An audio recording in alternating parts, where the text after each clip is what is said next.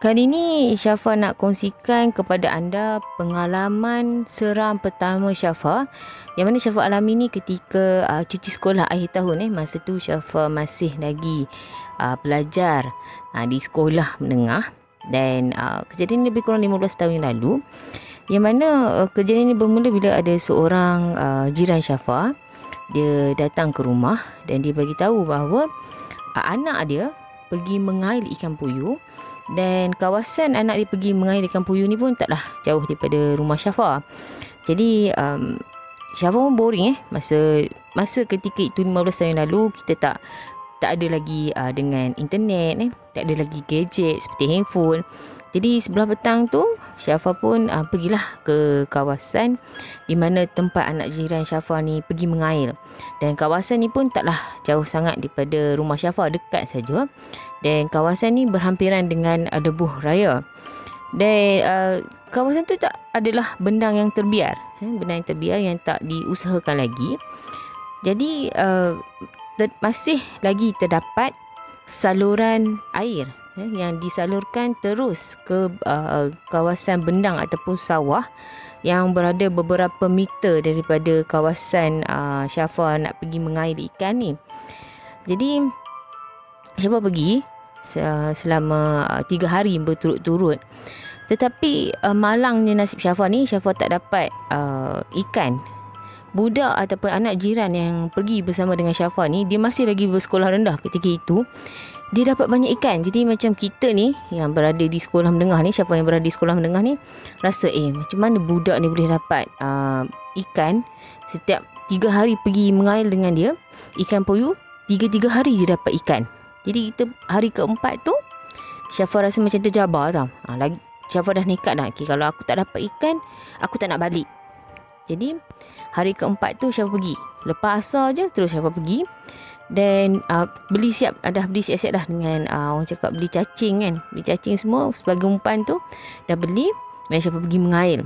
Dia pergi mengail sampailah waktu maghrib. Dan ketika itu waktu maghrib masuk awal, lebih kurang 7.20 masa tu. Dan keadaan cuaca adalah masih terang, tak nampak gelap macam nak malam. Jadi dah dengar dah bunyi azan daripada masjid yang berdekatan. Tetapi Syafa masih lagi berada di kawasan mengail ikan tu. Jadi lebih kurang 7.40 macam tu, Syafa pun balik ke rumah dengan perasaan yang hampa lah. Sebab tak dapat ikan 4 hari pergi mengail, tak dapat ikan langsung. Jadi keesokan harinya, selepas 4 hari itu, keesokan harinya Syafa mula mengalami sakit pinggang. Sakit pinggang yang rasa macam bahagian pinggang dan bahagian kawasan belakang ni rasa berat macam tengah memikul sesuatu. Dan sakit itu, rasa sakit tu berpindah-pindah. Sekejap dia berada di kawasan yang atas, sekejap dia berada di kawasan pinggang. Jadi lebih kurang 4 ke 5 hari juga Syafa menanggung sakit sebelum Syafa dibawa ke klinik. Dan apabila Syafa dibawa ke klinik, Syafa makan ubat, sakit tu tak hilang, masih lagi ada. Sehinggalah mak Syafa ni ceritalah dekat jiran-jiran Jadi ada salah seorang jiran Syafa ni, dia berasal daripada orang cakap orang kampung Orang kampung ni, mereka ni bagi Syafa ada banyak pengalaman pengalaman yang berkaitan dengan alam. Alam, sebab mereka ni lebih dekat dengan alam sekitar alam flora dan fauna ni. Jadi dia bagi tahu mungkin semasa Syafa pergi mengail itu ada benda yang ikut Syafa balik. Jadi alhamdulillah ada jiran Syafa bagi tahu kawasan bersebelahan taman Syafa, maksudnya taman perumahan, sebelah taman perumahan Syafa ni ada seorang nenek. Yang mana nenek ni memang pakar lah, memang mahir dalam urut, dalam urutan dan juga mistik, perkara-perkara mistik. Jadi Syafa pun pergi. Mak Syafa telefon telefon nenek tu, dan nenek tu bagi tahu bawa 1 botol air, dan mak Syafa perlu menyediakan beberapa helai sirih. Tapi bila mak Syafa cakap tak tahu nak beli kat mana, jadi dia cakap, nenek tu cakap ambil lah sirih tu dekat kawasan rumah dia. Memang kawasan rumah dia ada sirih. Jadi Syafa pun pergilah petang tu ke rumah nenek ni. Dan sebelum Syafa pergi, Syafa makan nasi waktu tengah hari tu, Syafa rasa betul-betul ada macam benda yang sedang bergerak. Sedang bergerak di belakang Syafa. Yang kita rasa betul-betul rasa macam ada orang macam tangan yang sedang menjala dekat belakang tau. Menjala bergerak dekat belakang badan. Jadi Syafa pergi kat rumah nenek tu. Nenek tu tengok menggunakan daun sirih. Jadi nenek tu tengok daun sirih. Nenek tu bagi tahu Syafa yang semasa Syafa pergi mengail tu ada anak makhluk halus. Nenek ni sebut anak hantu yang berada dekat belakang Syafa. Maksudnya Syafa sedang menggendong anak hantu. Anak hantu yang melekat belakang Syafa. Jadi dia baca-baca sikit lah dekat sirih tu, dan dia arahkan kepada Mak Syafa, balik rumah nanti suruh Syafa duduk depan pintu, dan dia suruh Mak Syafa kunyah sirih tu, sirih yang dibacakan sesuatu tu, bacakan ayat tu. Kemudian Syafa duduk di depan pintu pada waktu maghrib. Jadi balik ke rumah teruslah, dan nak dekat waktu maghrib masa tu, teruslah Mak Syafa buat. Bila Mak Syafa buat, lepas sembuh, dia cakap ambil sikit sirih tu, sapu dekat belakang. Jadi Syafa pun sapu dekat belakang, bancuh dengan ataupun gaul dengan air yang dia buat lah. Maksudnya dia baca jampi tu. Jadi dia baca jampi. Alhamdulillah, terus Syafa rasa belakang Syafa ni ringan, dah tak rasa sakit. Terus macam tak rasa apa-apa, terus rasa lega. Dan selepas diberi itu, Syafa dah tak pergi lagi ke kawasan tu sehinggalah ke hari ini. Dan 4 hari itu sahajalah Syafa pergi mengail. Dan itu adalah pengalaman seram Syafa yang Syafa rasa macam tak percaya Syafa alami. Dan selepas Syafa minum air yang nenek tu bagi, Syafa mengalami sedikit sakit perut. Dia cakap itu nak buang bisa-bisa semasa benda tu ataupun anak hantu tu berada dekat belakang Syafa. Jadi sebab itulah pada Nabi Muhammad ni, Nabi junjungan kita, berpesan kepada kita bahawa 15 minit sebelum waktu maghrib kita dah kena masuk dalam rumah, dan juga menutup pintu dan juga tingkap.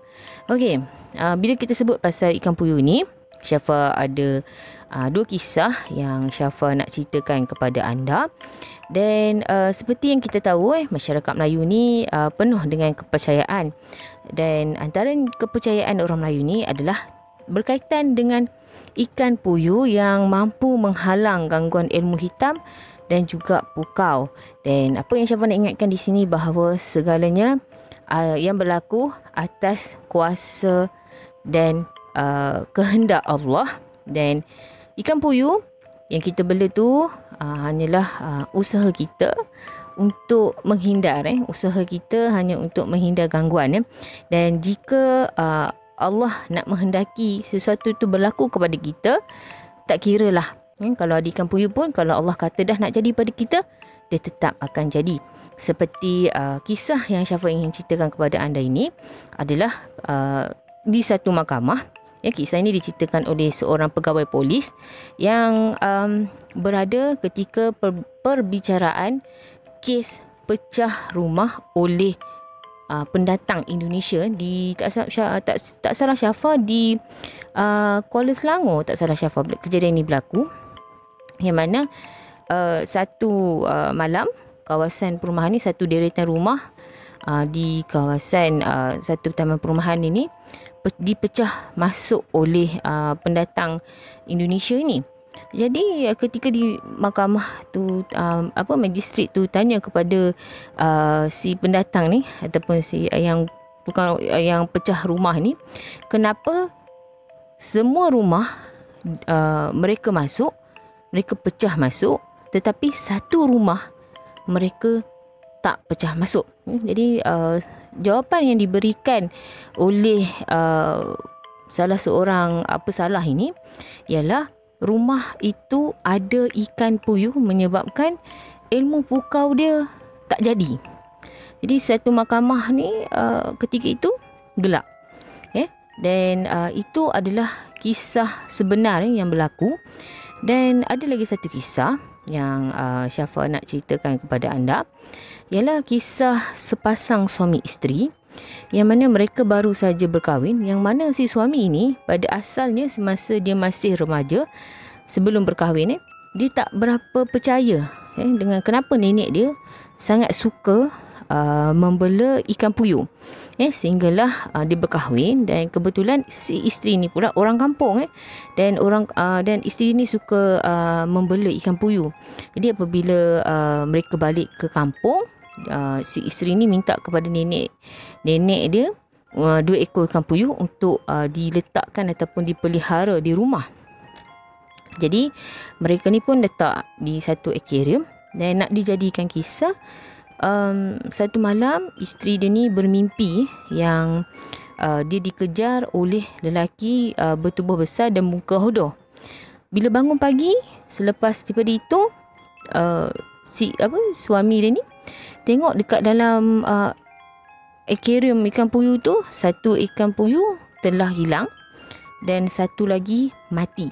Dan yang peliknya, mereka cuba cari yang ikan puyuh yang hilang tu di mana mereka pelik ke mana perginya ikan puyuh ni. Jadi mereka cari merata, sebab masa mereka tengok ni, si suami ni tengok mereka suami isteri ni memeriksa akuarium, tak nampak tanda-tanda pun penutup akuarium tu terbuka. Tapi mereka macam tak payahlah, kita tak payah carilah ikan puyuh tu, biarlah nanti dah jadi bangkai, dah bau, kita tahulah kat mana lokasi ikan puyuh tu berada. Selepas daripada itu, sepasang suami isteri ni mula mengalami orang cakap gangguan. Gangguan dia ialah si isteri ni selepas waktu maghrib suka marah-marah kepada suami. Jadi suka marah, dan maksudnya mereka ni bergaduh. Jadi bila dia si suami ni nampak keadaan isteri dia ni seolah-olah ada sesuatu yang tak kena, si suami ni telah membawa si isteri ni pergi mendapatkan rawatan dari seorang ustaz ni. Jadi apabila ustaz tu mula bacaan ruqyah, jadi bermulalah sesi soal jawab dengan makhluk yang dikatakan dihantar untuk mengganggu dan menghancurkan rumah tangga sepasang suami isteri ni. Dan semasa sesi soal jawab di antara ustaz dan juga makhluk yang berada di dalam tubuh si isteri ni, makhluk ni beritahu bahawa dia berjaya masuk selepas halangan yang berada di dalam rumah dia ni, di dalam rumah sepasang suami isteri ni, tak ada. Dan tujuan dia dihantar, lembaga ni dihantar, ialah untuk menghancurkan rumah tangga suami isteri ni, kerana sebelum si isteri ni berkahwin dengan suami dia ni, ada lelaki lain yang meminati si isteri ni, namun si isteri ni telah memilihlah suami dia yang suami dia yang sekarang ni, suami dia yang memelihara ikan puyuh ni. Jadi selepas sesi soal jawab dah selesai buat rawatan, jadi ustaz tu tanya kepada si suami ni, ada tak amalkan apa-apa? Dia cakap kadang-kadang dia ni doa masa dia nak tidur pun dia tak baca. Jadi halangan apa yang ada? Jadi tiba-tiba dia macam teringat bahawa dia cakap dekat rumah dia ni ada ikan puyuh. Jadi ustaz tu kata memang orang Melayu ni memang percaya bahawa ikan puyuh ni kononnya ada kuasa mistik. Macam Syafa katakan tadi, apapun yang berlaku dan apapun yang Allah cipta, setiap ciptaan Allah ini ada keistimewaannya masing-masing. Jadi bila dicerita pada ustaz tu bagi tahu ikan puyuh ni sebagai usaha dia. Dan usaha dia bukanlah sebagai kita. Ada juga ustaz menyatakan, yang Syafa baca, ada ustaz menyatakan bahawa jika kita memelihara ikan puyuh, kita kita gantung kita masih lagi perlu bergantung kepada Allah Subhanahu Wa Taala. Niat tu kena betul semasa memelihara ikan puyuh ni. Janganlah kita cakap ikan puyuh ni bila kita bela, dia boleh halang gangguan makhluk halus, dia boleh halang pukau. Jadi Ustaz tu bagi tahu bahawa kita masih lagi perlu meminta perlindungan dan meminta perlindungan dan memohon perlindungan daripada Allah Subhanahu Wa Taala. Jadi berbalik kepada kisah suami isteri ni. Jadi suami isteri ni pun balik ke kampung selepas pada kejadian itu. Lepas mereka balik ke kampung, mereka bersembang dengan nenek lelaki ni, nenek si suami. Nenek si suami ni memberitahu bahawa seperti yang Syafa katakan tadi, ikan puyuh ni adalah usaha. Dan jika Allah hendak mendakikan sesuatu tu berlaku, walaupun ada ikan puyuh, dia tetap akan terjadi. Contohnya seperti gangguan makhluk halus. Sehingga kita bertemu lagi dalam siri cerita Serang Khamis Malam Jumaat yang akan datang. Jika ada kekurangan, Syafa memohon maaf sesungguhnya. Yang kurang baik itu datang daripada Syafa dan yang baik itu datang daripada Allah. Dan Syafa mendoakan anda sentiasa dilindungi oleh Allah daripada gangguan manusia, iblis, syaitan dan juga jin, serta dikurniakan rezeki yang melimpah ruah. Kepada anda yang mempunyai Instagram, jangan lupa follow Instagram Seram Santai. Dan kepada anda yang baru pertama kali mendengarkan Seram Santai, pastikan anda menekan butang subscribe. Dan jika anda ada Facebook, pastikan anda like page Seram Santai di Facebook. Sehingga kita berjumpa lagi. Assalamualaikum.